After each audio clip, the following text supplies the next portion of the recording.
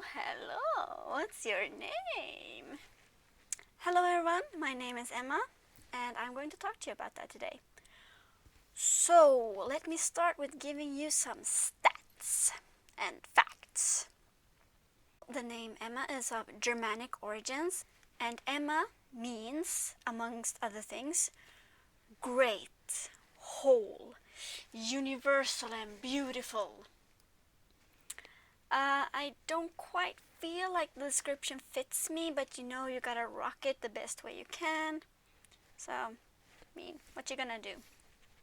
The name Emma was very popular in the late 80s, so it was given to a lot of baby girls around that time.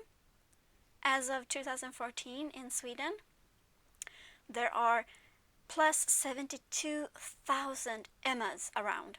And of those 72 plus thousand individuals, plus 48,000 have it as their first name. And that might not sound so much to you maybe, but you have to take in according that Sweden's total population is about 9 point something million, which makes it a very, very common name. And it being a very common name, when I was growing up, I felt that it was also kind of boring.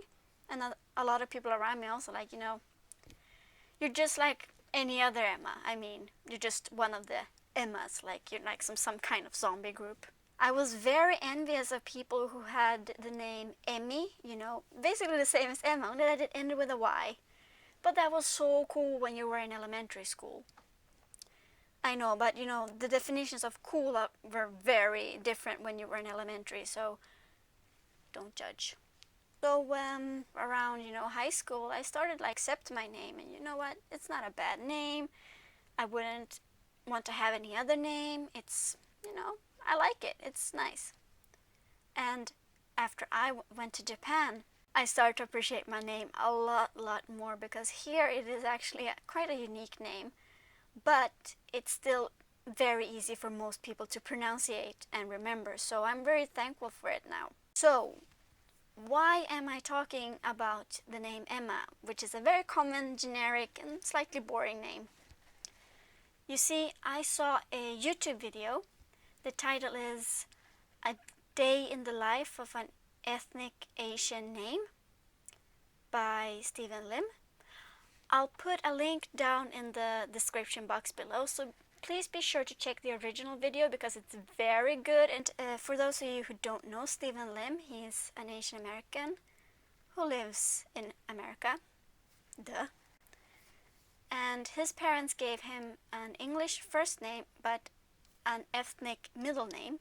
So they wanted him and his siblings to have an easy transition into American society by giving them English first names. But they also wanted to give them like a connection to their own culture. So that's why they gave them non-English middle names. The problem you might face with having an ethnic or Asian name is that depending on the language, it might not translate very well to English. So if you happen to have a lot of Americans around you who only speak English, they might have a great difficulty with pronouncing or spelling your name. And I can totally see that happening, but that doesn't mean that they shouldn't try to learn how to pronounce it.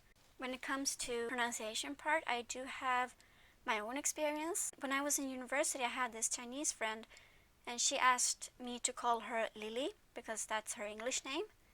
However, when I was asking for her when she wasn't around, the other Chinese and Japanese students, they didn't know who I was talking about, because to them she was only known by her Chinese name. And when I asked her about it, she said that she thought it would be too difficult for me to learn how to pronunciate her name, and that made me feel pretty bad, because wow, she doesn't have high expectations on me when it comes to pronouncing her name. I might not get it right the first time. I might not get it right the second time, but one day I will get it right, and that's just my obligation to her as her friend. Well, regarding names, what's unique and what's common, That's totally up to where in the world you were born and also where in the world you choose to live. And what name you give to your children, I guess that's also totally up to how you feel towards names. And in the case of the video, do you want them to connect easily with American culture, or do you want to give them a stronger connection to your other culture? You can't say that either of them is better than the other. It's just totally how you feel about it. So tell me, what does your name mean? And thank you very much for watching. Goodbye.